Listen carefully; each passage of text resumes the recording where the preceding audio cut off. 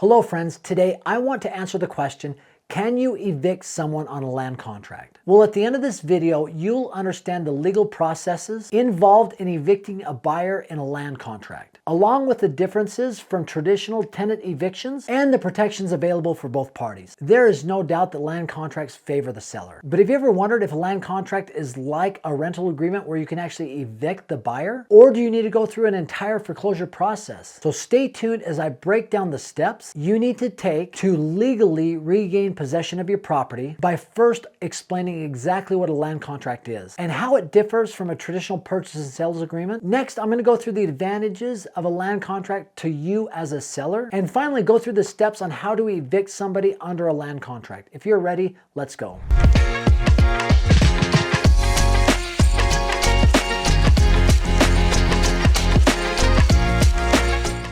So what is the main difference between a land contract and a traditional purchase and sales agreement? A land contract is a seller financing agreement that has been negotiated between the buyer and the seller directly. As such, because each person's situation is different, the provisions within a land contract will vary a lot. But the cool thing about it, it's not subject to any conforming requirements or criteria like a traditional mortgage. I imagine most of us understand with a mortgage, there becomes very strict and standard ways in which a mortgage is done. They come with predictable interest rates based on market rates out there. And there's a lot of things required by the bank in order to give them to make sure that they can support you as a borrower to be able to loan money to. It's very tedious, it takes a lot of time and energy, whereas a land contract, because it's between buyer and seller, is pretty smooth and easy without all of the red tape you have to go through. In addition, with a land contract, the seller is going to retain legal title to the property until the very last installment payment is made by the buyer, and once all the conditions have been met. So when would you utilize, what real estate strategy would be beneficial to utilize for a land contract? Well, I can tell you, because I utilize land contracts every single time I do this strategy,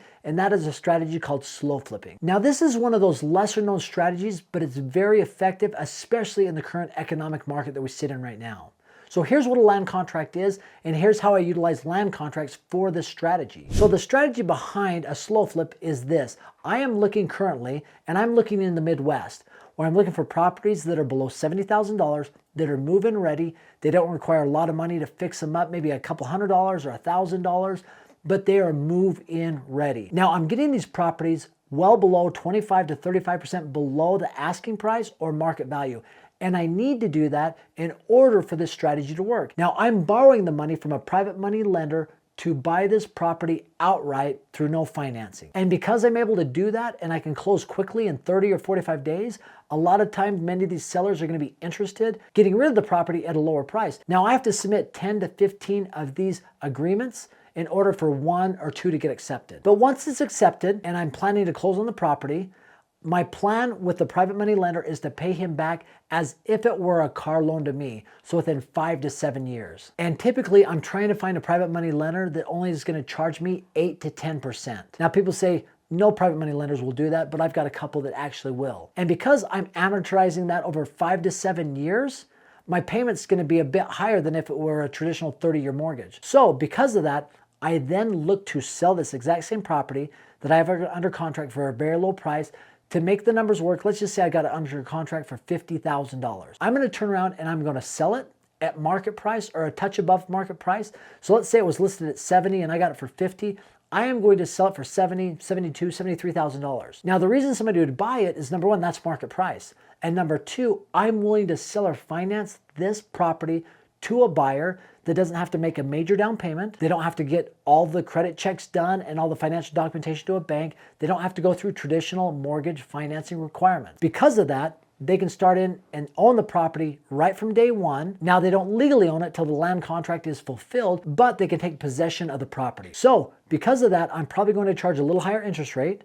And because it's at market price, the payments that I'm receiving from the buyer should supersede the payment to my private money lender. And that's why the difference between a 5-year to 7-year term to my private money lender, because I want to make sure the payments coming in from the buyer that I'm getting supersede or greater than that of the payments I'm sending off to the private money lender. And here's the cool thing about it. This is how a slow flip works. And this is one of the reasons it's called a slow flip, is you're not making a ton of money every single month when the payment comes from the buyer to you and you're paying your private money lender. It might be $50, might be $20, But here's the cool thing. After 5 to 7 years, if you owned 20 of these homes, and after that time where it's paid off to the private money lender, all that money is coming into you. And let's say your average payment is, say, $1,000. If you have 20 properties and the money's paid to the private money lender, 20 times 1,000 is $20,000 coming in every single month. Plus you have properties that are free and clear that are appreciating. This is an amazing strategy, and the way that this works best is with a land contract. So now that we know what a land contract is and how it differs from traditional mortgage and the strategy that I utilize with this, let's talk about the benefits to the seller, because that will help us understand if you can evict somebody under land contract. Well, number one, the seller can charge more than a traditional bank because he's taken the risk as a seller financing option. And here's where we answer those questions about evicting it. Now, if the buyer were to default on the payments to the seller acts like the landlord with none of the responsibilities, which means the seller can then evict the buyer from that property and keep all of the payments that the buyer's made up to that point. So if the buyer's made 5 years worth of payments and in year 5 they stop making payments or default, the seller can evict that individual from the property and keep that 5 years worth of payments that have been made every single month. But the other cool thing about it, even though he has the rights like a landlord, the responsibilities rest with the buyer of the property. So the buyer's responsible for the taxes, the insurance, the utilities, the maintenance. Essentially, a land contract is absolutely beneficial for the seller because of that clause that allows them to evict the seller. They do not have to go through a foreclosure process, which is timely, expensive, and very stressful for all parties involved. That is why a seller would utilize a land contract.